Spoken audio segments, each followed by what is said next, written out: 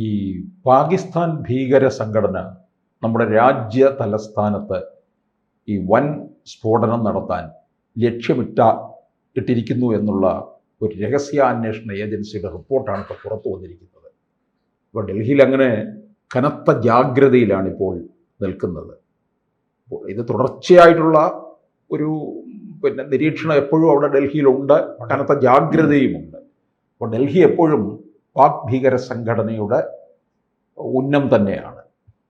അതായത് 2025 ഓപ്പറേഷൻ സിന്ദൂറിൻ്റെ സമയത്ത് നമ്മൾ ഒരു വാക്ക് പറഞ്ഞിരുന്നു, ഇനി എപ്പോഴെങ്കിലും ക്രോസ് ബോർഡർ ടെററിസം നടന്നാൽ അതിൻ്റെ മറുപടി പാകിസ്ഥാൻ നേരിട്ട് കൊടുക്കും.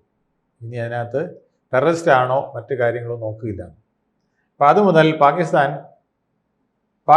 പാക് അതിർത്തിയിൽ ആൾക്കാരെ കടത്തിവിട്ട് ടെററിസം പരിപാടികൾ നടത്തുന്നതൊന്ന് സൂക്ഷിച്ചാണ് ചെയ്യുന്നത്. ഇപ്പോൾ അവർ പ്രധാനമായും ചെയ്യുന്നത് നമ്മുടെ ഇന്ത്യൻ ആൾക്കാരെ, പ്രത്യേകിച്ച് വൈറ്റ് കോളറായിട്ടുള്ള ഇന്ത്യൻ ഡോക്ടർമാരെ അങ്ങനെയൊക്കെ ഉള്ളവരെ കേന്ദ്രീകരിച്ച് അവരെ ടെററിസ്റ്റ് പദ്ധതിയിലേക്ക് കൊണ്ടുവന്ന് ആക്രമണം നടത്താനാണ് പദ്ധതിയിട്ടത്. അതിൻ്റെ ഒരു ഭാഗമാണ് 2025 നവംബറിൽ റെഡ് ഫോർട്ടിൽ നടന്ന ആക്രമണം. ആ ആക്രമണത്തിൽ ഏതാണ്ട് 20ഓളം പേര് മരിക്കുകയുണ്ടായി. 15ഓളം പേര് മരിക്കുകയുണ്ടായി. 20ഓളം പേര് ഗുരുതരമായ മുറിവേറ്റ് പരിക്കേറ്റ് ആശുപത്രിയിലാവുകയൊക്കെ ചെയ്തു. പക്ഷേ അത് അവർ പ്ലാൻ ചെയ്തിരുന്നത് നമ്മൾ അന്ന് കണ്ടു. ഒരു കാറിനകത്ത് സ്ഫോടക വസ്തുക്കൾ പ്രത്യേക രീതിയിൽ വളവും രാസവളങ്ങളൊക്കെ ചേർത്തുകൊണ്ട് പ്രത്യേക രീതിയിൽ ഒരു സ്ഫോടക വസ്തുവൊക്കെ ഉണ്ടാക്കാനുള്ള ശ്രമം, പെട്ടെന്ന് ആരും ശ്രദ്ധിക്കാത്ത വിധത്തിൽ യൂറിയ അടക്കമുള്ളവ എടുത്തുകൊണ്ട് ഒരു പ്രത്യേക ചേരുവയുണ്ടാക്കി വളരെ സയൻറ്റിഫിക്കായിട്ടത് ചെയ്യാൻ ശ്രമിച്ചു. പക്ഷേ അത് കയ്യോടെ പിടിച്ചു എന്ന് മാത്രമല്ല, അത്തരത്തിലുള്ള 30 കാറുകളിൽ 30 സ്ഥലങ്ങളിൽ സ്ഫോടനം നടത്താനാണ് പ്ലാൻ ചെയ്തിരുന്നതെന്ന് നമുക്ക് പിടികിട്ടി. അന്ന് റെഡ് ഫോർട്ടിൽ നിന്നും ആ പരിസരത്തു നിന്നൊക്കെ പിടിച്ച തീവ്രവാദികളിൽ നിന്ന് തന്നെ കുറേ വിവരങ്ങൾ കിട്ടിയപ്പോൾ അതിൽ അധികവും ഇന്ത്യക്കാരായിരുന്നു, വൈറ്റ് കോളർ ആൾക്കാരായിരുന്നു എന്നുള്ളത് നമ്മൾ പ്രത്യേകം ശ്രദ്ധിക്കേണ്ടതാണ്. അത് പാകിസ്ഥാൻ്റെ ഒരു മുൻകരുതലാണ്. അതായത് ഞങ്ങളല്ല ഇതെല്ലാം നടത്തുന്നത്, നിങ്ങളുടെ ആൾ തന്നെയാണ് എന്ന് പറയാൻ അവസരം കിട്ടുമോ എന്നുള്ളതാണ് അവരിതിന് പ്രധാനമായിട്ട് ഉദ്ദേശിക്കുന്നത്. അങ്ങനെ ചില സ്ഫോടനങ്ങൾ തുടർച്ചയായി പ്ലാൻ ചെയ്തുകൊണ്ടിരിക്കുകയാണ് എന്നുള്ളത് ഇപ്പോൾ നവംബറിൽ പിടികൂടിയതും അതിനുശേഷം പിടികൂടിയതുമായ ഭീകരരെ ചോദ്യം ചെയ്തപ്പോൾ NIAക്ക് വിവരം ലഭിച്ചിരുന്നു. അപ്പോൾ ചാന്ദിനി ചൗക്ക്, അതുപോലെ തന്നെ അവിടുത്തെ ചില ക്ഷേത്രങ്ങൾ, റെഡ് ഫോർട്ട്, പ്രധാനമായ ചില നമ്മുടെ ഹിസ്റ്റോറിക്കൽ മോണ്യുമെൻറ്റ്സ്, ഇവയെല്ലാം വളരെയധികം ശ്രദ്ധിക്കേണ്ടതായിട്ടിരിക്കുന്നു. അവ ആക്രമിക്കപ്പെടാൻ സാധ്യതയുണ്ട്. ഇന്ത്യയിൽ കനത്ത ഒരാക്രമണം ഉണ്ടാക്കേണ്ട സമയം അതിക്രമിച്ചിരിക്കുന്നു എന്നുള്ളതാണ് പാക് ഭീകര സംഘടനകളുടെയൊക്കെ പ്ലാൻ. പക്ഷെ അത് നമ്മുടെ കൈകൊണ്ട് നേരിട്ടാവരുത്. വേറെ ആൾക്കാരെ പ്ലാൻ ചെയ്ത് നടത്തണം. അല്ലെങ്കിൽ ഇന്ത്യക്കകത്ത് നുഴഞ്ഞു കയറി അവരുടെ ചില കേന്ദ്രങ്ങളിൽ, സുരക്ഷിത കേന്ദ്രങ്ങളിൽ ഇരുന്നു കൊണ്ട് ഇന്ത്യയിലുള്ള ചിലരെയും കൂടെ ബന്ധപ്പെടുത്തിയൊക്കെ ചെയ്യണം എന്നുള്ളതാണ് പാകിസ്ഥാൻ്റെ തീവ്ര സംഘടനകളുടെ ശ്രമം. ഇതിന് ISIയുടെ പിന്തുണയുണ്ട്, പാക് ആർമിയുടെ പിന്തുണയുണ്ട്.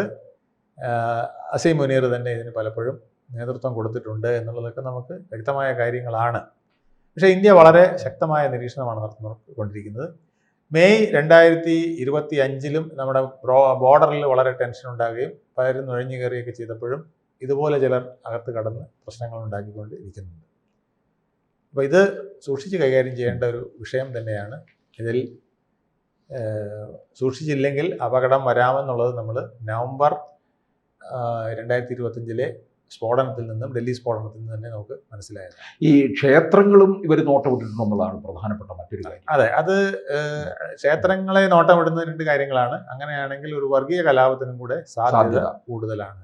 പ്രത്യേകിച്ച് അത് ഇന്ത്യക്കാരാണെങ്കിൽ, ഇന്ത്യൻ മണ്ണിൽ നിന്നുള്ള മുസ്ലിങ്ങളാണെങ്കിൽ അത്തരം സംഗതികൾ നടത്തുന്നതെങ്കിൽ അവരിൽ അത് ബാക്ക്ഫയർ ചെയ്യുകയോ അത് മുസ്ലിങ്ങൾക്കെതിരെയുള്ളൊരു ആക്രമണമായി മാറുകയോ ചെയ്താൽ അത് കൂടുതൽ ഗുണകരമാകും എന്നുള്ള ഒരു ചിന്തയിലാണ് ഇത്തരത്തിൽ നീങ്ങുന്നത്. രാജ്യത്തെ ഛിന്ന ഭിന്നമാക്കാൻ അത് സഹായിക്കും എന്നുള്ളതാണ്. കുറേ നാളായിട്ട് മെയിൻ വർഗീയ പ്രശ്നങ്ങളൊന്നും ഇല്ലാതെ നിൽക്കുന്നു. അപ്പോൾ ഒരു വർഗീയ കലാപം, വർഗീയ പ്രശ്നങ്ങൾ ഉണ്ടായാൽ മാത്രമേ ടെററിസ്റ്റുകൾക്ക് തങ്ങൾ ചെയ്യുന്ന പ്രവൃത്തിയെ ന്യായീകരിക്കാനുള്ളൊരവസരം ലഭിക്കുകയുള്ളൂ എന്നുള്ളതാണ് അവരുടെ എന്നത്തെയും കണക്കുകൂട്ടൽ.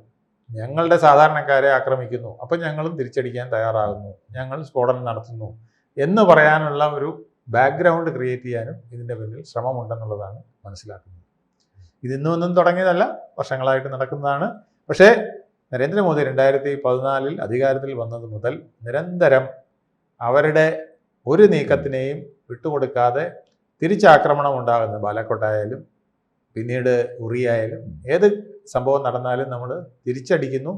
അത് അവരുടെ അതിർത്തി കടന്നുകൊണ്ട് തിരിച്ചടിക്കുന്നു. അതിൽ അവസാനം നടന്ന ഓപ്പറേഷൻ സിന്ദൂർ ഏതാണ്ട് ഒരു യുദ്ധം പോലെ തന്നെയായിരുന്നു. വളരെ പെട്ടെന്ന് അവരുടെ കിരാന കുന്നുകളിലെ ആണവ കേന്ദ്രത്തിൻ്റെ മുൻപിലെ ഗേറ്റിൽ വരെ നമ്മൾ കൊണ്ടുവന്ന് മിസൈൽ ഇടുന്ന സന്ദർഭമുണ്ടായി. അത് വിറച്ച് പേടിച്ചാണ് ട്രംപുമായിട്ട് ഒരു സന്ധിക്ക് ആവശ്യപ്പെട്ടത്. അങ്ങനെ ട്രംപ് സന്ധിക്ക് വന്നത് എന്നൊക്കെയുള്ളതാണ് കഥകൾ.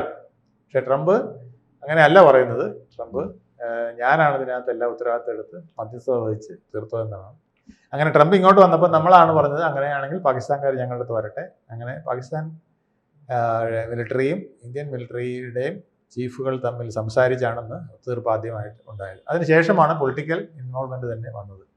അപ്പം അതെല്ലാം മറച്ചു വെച്ചുകൊണ്ട് ഇത്തരത്തിലുള്ള നീക്കങ്ങൾ നടക്കുകയുണ്ടായി. ഇനിയും ടെൻഷൻ ക്രിയേറ്റ് ചെയ്യുന്നതിനുള്ള പല പരിപാടികൾ ആസൂത്രണം ചെയ്തുകൊണ്ടിരിക്കുകയാണ്.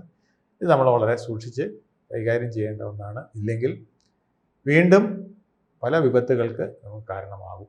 എനിക്കൊന്ന് ഈ ഓപ്പറേഷൻ സിന്ദൂറിന് ശേഷമാണ് ഒന്നുകൂടി ഇത്തരത്തിലുള്ള ഭീകര സംഘടനകൾക്ക് ഇന്ത്യ അറ്റാക്ക് ചെയ്യണമെന്നുള്ള ഒന്നുകൂടെ ഒരു വീറും വാശിയും കയറിയിരിക്കുന്നത്.